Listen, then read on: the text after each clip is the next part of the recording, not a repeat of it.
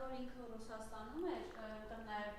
գալի խորի շնորհակալություն էր հայտնում Ռուսաստանի նախագահին։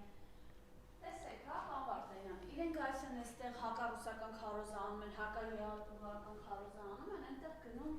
խորի շնորհակալություն հայտնում։ Այս մասով ինչ ունեք ասել, եւ ի վերջո Ռուսաստանը այս մասով ինչ հետևություններ պետք է անի։ Տեսեք, ես կարծում եմ, որ Ռուսաստանը հետևությունները շուտվանից է արել։ Ռուսաստանը շատ լավ գիտակցում է Նիկոլի խաղը։ Մի այլ հարց է, թե ինչքանով է Ռուսաստանը պատրաստ դրա մասին բարձրաձայնել, դրա մասին խոսալ։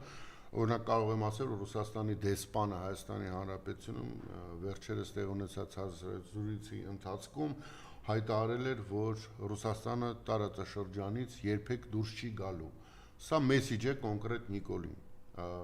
Սպասել, որ Ռուսաստանի Դաշնության նախագահը կդնի ու կսկսի, չգիտեմ, Նիկոլին հայհոյել կամ ինչ-որ բան անել, մի սպասեք նման բան։ Մի սպասեք։ Ռուսաստանի Դաշնությունը ունի աշխատելու հետագիծ, որը ուսումնասիրելու դեպքում ակնհայտ է դառնում, որ Ռուսաստանը ցանկացած երկրի իշխանության հետ շփվում է, համագործակցում է այդքան ժամանակ, մինչև այդ իշխանությունը, ընդ որում, եթե մենք հիշենք Ռուսաստան, Վրաստան, Սաակաշվիլիի հետ կոնկրետ կապած հարաբերությունները, այդ հարաբերությունները վատթարացան այն ժամանակ, երբ որ Սաակաշվիլին սկսեց ինչ ասես ասել Ռուսաստանի Դաշնության նախագահի մասին։ Այդ ժամանակ նոր հարաբերությունները վատացան։ Նիկոլն է դա շատ լավ հասկանում է, խաղականոնները հասկացել է եւ տակից է ամեն ինչ անում։ 18 թվականից այսօր Նիկոլը եւ Ալիևը տարածաշրջանում պայքարում են Ռուսաստանի դեմ։ Նիկոլը եւ Ալիևը միասին։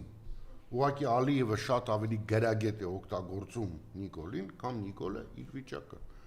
Նիկոլի համար գերխնդիրը իշխանության մնալն է եւ կարեւոր չէ ինչ գնով։ Ալիևի համար էլ կարևոր է իշխանության մնալը, բայց Ադրբեջանի հզորացման գնով։ Այդ է տարբերությունը։ Ալիևը պատրաստվում է ընտրություններին հաղթանակ տոնելով,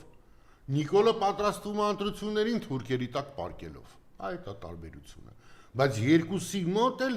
նույն բանը կա, հանձնարարական Ռուսաստանը պետք է տարածաշրջանից հանեք։ Հիմա Ալիևը առանց Ռուսաստանի տարածաշրջանում լինելու վտանգ չի տեսնում Ադրբեջանի համար, իսկ Հայաստանը միանշանակ ընկնում է Թուրքիայի ազդեցության տակ, հենց որ Ռուսաստանը ձեռը քաշի այս տարածաշրջանից։ Այս դրա մասին մենք պետք է մտածենք։ Երեքին ժամանակին 1918-20 թվականներին ԱՄՆ նախագահ Ուիլսոնն էր, չէ, որ Հայաստանին տարատեսակ բաներ էին խոստացել, բայց հետո ամեն ինչ ավարտվեց Ալեքսանդրապոլի պայմանագրով։ Հիշեք դա։ Չեմ ուզում ոչ մի վատ բան ասեմ ԱՄՆ նախագահ Տրամպի մասին, որտեվ ամեն երկրի նախագահ ի տարբերություն Հայաստանի գործում է իշա երկրի։ Հիմա եթե իրենց երկրի շահը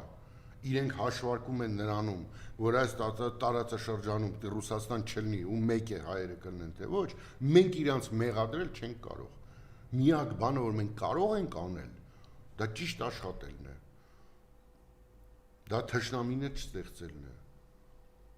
Դա փորձելն է անել այնպես, որպեսզի բոլոր երկրները շահ տենան մեր երկրի մեջ, այլ ոչ թե ընդհանուր տարածաշրջանի մեջ առանց մեզ։ Բայց ես չեմ ուզում եւ շատ եմ վախում, որ Տրամպը նմանվի Ուիլսոնին, ոչ թե անձերին եմ համեմատում, այլ իրողությունները, որ ժամանակ անց 100 տարի անց ասեն այ Տրամպը բան խոստացավ, հայերը կներեք բառի համար կուտը կերան, հետո ադրբեջանցիները հասան Երևան։ Ես չեմ ուզում դրան ականատես լինեմ։ Հիմա էլ տեղեկություն է տարածվել, որ Ամերիկայից բարձր պաշտոնյա է գալու հունվարին Հայաստան Տրամպի ուղի քննարկելու բանման, ես կրկնում եմ, նպատակը, որը դրված է, շատ ակնհայտ է։ ԱՄՆ-ն, Եվրոպան, Ադրբեջանը եւ Թուրքիան փորձում են ամեն կերպ Ռուսաստանը այս տարածաշրջանից հանել։ Հիմա եթե դրա համար պետք է պաշտոնյայից Հայաստան, ապա հավատացեք, ամիսը մեկ նման պաշտոնյա կգա։ Հետո Եվրոպայի երկրների ղեկավարներն են գալու Հայաստան ու մեր ժողովրդին գոռալու են սրանք, ասեն տեսեք խաղաղությունը ինչ լավ բան է, տեսեք ինչքան մարդ է գալի մեր մոտ։